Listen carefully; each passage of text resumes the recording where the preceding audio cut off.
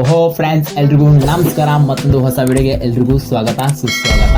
And ಇವತ್ತಿನ ಒಂದು ವಿಡಿಯೋದಲ್ಲಿ ಪೋಕೋ X6 5G ಬಗ್ಗೆ ರಿವ್ಯೂ ತಗೊಂಡಿದ್ದೀನಿ. ಪೋಕೋ X6 Pro ಬಗ್ಗೆ ಆಲ್ರೆಡಿ ವಿಡಿಯೋ ಮಾಡಿದ್ದೀನಿ ಅಂಡ್ ಎಂಡ್ ಸ್ಕ್ರೀನ್ ಕೂಡ ಹಾಕಿರ್ತೀನಿ, ಬೇಕಿದ್ರೆ ನೋಡ್ಕೊಂಡ್ ಬರಬಹುದು. ಅಂಡ್ ಈ ಒಂದು ಫೋನ್ಗೆ ಎಷ್ಟೆಲ್ಲ ವೇರಿಯೇಷನ್ ಇದೆ ಅಂತ ಈ ಒಂದು ವಿಡಿಯೋ ನೋಡಿದ ತಕ್ಷಣ ನಿಮ್ಗೆ ಗೊತ್ತಾಗ್ಬಿಡುತ್ತೆ. ಸೊ ಪೋಕೋ X6 5G ಏನಿದೆ, ಸೊ ಒಂದು ಬೆಸ್ಟ್ ಫೋನ್ ಅಂತ ಹೇಳ್ಬೋದು. ಈ ಒಂದು ಬಜೆಟ್ಗೆ ಈ ಒಂದು ಫೋನ್ ಆಲ್ಮೋಸ್ಟ್ ಆಲ್ ಒಂದು ಲೆವೆಲಿಗೆ ಓಕೆ ಫೋನ್ ಅಂತ ಕೂಡ ಹೇಳ್ಬೋದು. ಆಲ್ಮೋಸ್ಟ್ ಆಲ್ ಇವಾಗ ನೋಡಿ, ಚೀನಾ ಮಾರ್ಕೆಟ್ಗೆ ನಮ್ಮ ಒಂದು ಮಾರ್ಕೆಟ್ಗೆ ಕಂಪೇರ್ ಮಾಡಿ ನೋಡ್ಕೊಂಡಾಗ ಈ ಒಂದು ಫೋನ್ ಒಂದು 17,000 ಒಳಗಡೆ ಫೋನ್ ಲಾಂಚ್ ಆಗುತ್ತಾ ಸಾಧ್ಯತೆ ಇರುತ್ತೆ. ಬಟ್ ನಮ್ಮ ಇಂಡಿಯಾದಲ್ಲಿ ಲಾಂಚ್ ಆದ ತಕ್ಷಣ ಗೊತ್ತಾಗಲ್ಲ. ಬಟ್ ಈ ಒಂದು ಫೋನಲ್ಲಿ ಜಾಸ್ತಿ ರೇಟ್ಗೆ ಏರಿಸಿದ್ರು ಕೂಡ ಏರಬಹುದು. ಯಾಕಂದ್ರೆ ಒಂದು 20,000ಕ್ಕೂ ಕೂಡ ರೀಚ್ ಆಗಂತ ಚಾನ್ಸಸ್ ಇರುತ್ತೆ. ಯಾಕಂದ್ರೆ ಒಂದು ಪ್ರೊಸೆಸರ್ ಅಲ್ಲಿ ಅದೇ ರೀತಿ ಇದೆ ಅಂತ ಹೇಳ್ಬೋದು. ಒಂದು ಪ್ರೊಸೆಸರು ಆಗಿತ್ತು, ಮತ್ತೆ ಒಂದು ರ್ಯಾಮ್ ಮತ್ತೆ ಸ್ಟೋರೇಜ್ ಅದೇ ಒಂದು ಲೆವೆಲ್ಗಿದೆ. ಬಟ್ ಹೇಳಕ್ಕಾಗಲ್ಲ, 20,000ಕ್ಕೆ ರೀಚ್ ಆದ್ರೂ ಕೂಡ ಆಗಬಹುದು. ಬಟ್ ಈ ಒಂದು ಫೋನ್ ಲುಕ್ ಡಿಸೈನ್ ನೋಡ್ಕೊಂಡಾಗ ಒಂದು ಲೆವೆಲ್ಗೆ ಓಕೆ ಫೋನ್ ಅಂತ ಕೂಡ ಕರಿಬಹುದು. ಓಕೆ ಅನ್ನೋದಕ್ಕಿಂತ ಒಂದು ಒಳ್ಳೆ ಬೆಸ್ಟ್ ಪರ್ಫಾರ್ಮೆನ್ಸ್ ಫೋನ್ ಅಂತ ಕೂಡ ಕರಿಬಹುದು, ಒಂದು ಗೇಮಿಂಗ್ ಫೋನ್ ಅಂತ ಕೂಡ ಕರಿಬಹುದು. ಬನ್ನಿ ಈ ಒಂದು ಫೋನ್ ನ ಪರ್ಫಾರ್ಮೆನ್ಸ್ ಬಗ್ಗೆ, ಲುಕ್ ಡಿಸೈನ್ ಬಗ್ಗೆ ಮಾತಾಡೋದಕ್ಕಿಂತ ಡೈರೆಕ್ಟ್ ಆಗಿ ಈ ಒಂದು ಫೋನ್ ನ ಪರ್ಫಾರ್ಮೆನ್ಸ್ ಬಗ್ಗೆ ಮಾತಾಡ್ಕೊಂಡ್ರಂತೆ. ಈ ಒಂದು ಫೋನ್ ಅಲ್ಲಿ ಪರ್ಫಾರ್ಮೆನ್ಸ್ ನೋಡ್ಕೊಂಡ್ರಪ್ಪ ಅಂದ್ರೆ ಕ್ವಾಲಿಕಾಮ್ ಸ್ನ್ಯಾಪ್ಡ್ರ್ಯಾಗನ್ 7S Gen 2 ಪ್ರೊಸೆಸರ್ ನೋಡ್ತಾ ಇದೀವಿ. ಒಂದು ಬೆಸ್ಟ್ ಪ್ರೊಸೆಸರ್ ಅಂತ ಕೂಡ ಹೇಳ್ಬೋದು.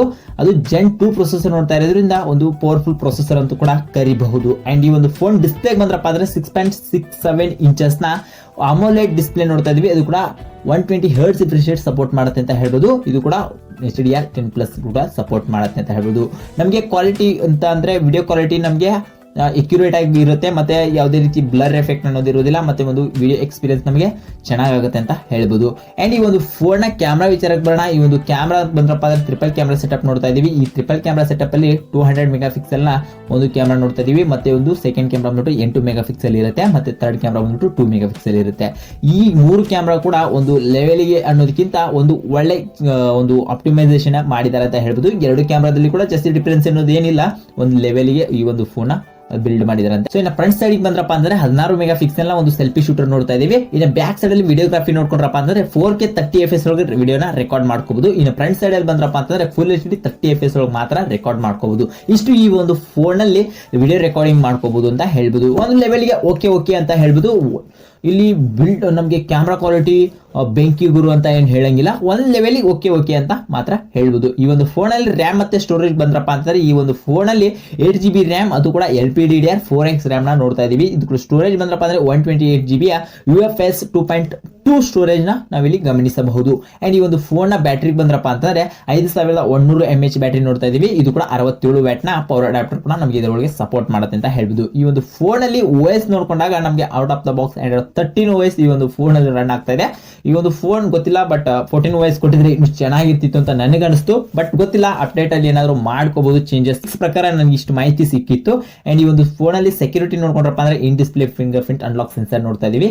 ಈ ಒಂದು ಫೋನ್ ನಮ್ಮ ಇಂಡಿಯಾ ಮಾರ್ಕೆಟ್ ಅಲ್ಲಿ 18ರಿಂದ 19,000 ಒಳಗೆ, 19ಕ್ಕಿಂತ ಒಂದು 20,000 ಒಳಗಡೆ ಒಂದು ಫೋನ್ ಲಾಂಚ್ ಆಗುವಂತ ಸಾಧ್ಯತೆ ಇದೆ.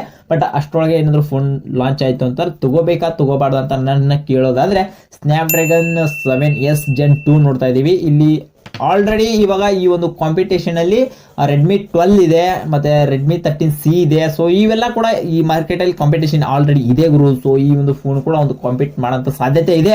ಬಟ್ ನೋಡೋಣ, ಈ ಒಂದು ಫೋನ್ ಲಾಂಚ್ ಆದ ತಕ್ಷಣ ಪ್ರೈಸ್ ಬಗ್ಗೆ ರಿವೀಲ್ ಮಾಡೋಣಂತೆ. ಆ ಪ್ರೈಸ್ ಅಲ್ಲಿ ರಿವೀಲ್ ಮಾಡ್ಬೇಕಾದ್ರೆ ಈ ಒಂದು ಫೋನ್ ತಗೋಬೇಕಾ ಬೇಡ ಅನ್ನೋದ್ರ ಬಗ್ಗೆ ನಾನು 100% ಕ್ಲಾರಿಫಿಕೇಶನ್ ಕೊಡ್ತೀನಂತೆ.